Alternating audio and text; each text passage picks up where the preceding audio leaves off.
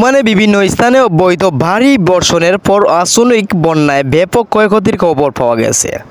অতি ভারী বৃষ্টির ও জোরদার বর্ষণের ফলে চরম দুর্ভোগ পোহাচ্ছেন ওমানের নাগরিক ও বাসিন্দারা।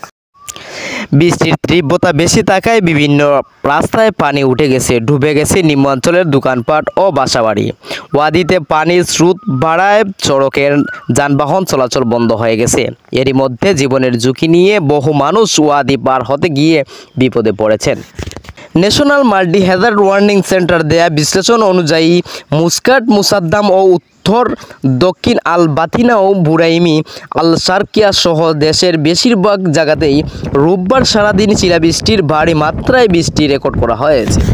এরই মধ্যে রাস আল জাবাল, ওয়াদি হাইম, ওয়াদি আল ওয়াওরা, মাদাইবির একাধিক স্রোতের কবল থেকে বহু আহতকে উদ্ধারের তথ্য পাওয়া গেছে। এছাড়াও সকাল 9টার দিকে 27 শিক্ষার্থী বহন করা একটি বাস ওয়াদিতে ভেসে গেলে চারদিকে হইচই পড়ে যায়। পরে তাদের সফলভাবেই উদ্ধার করে রেস্কিউ টিম। এদিকে চলতি বছরের ফেব্রুয়ারির থেকে বৃষ্টিপাতকালীন সময়গুলোই ওয়াদি পার হতে গিয়ে প্রবাসী বহু মানুষের প্রাণহানির ঘটনাও ঘটেছে।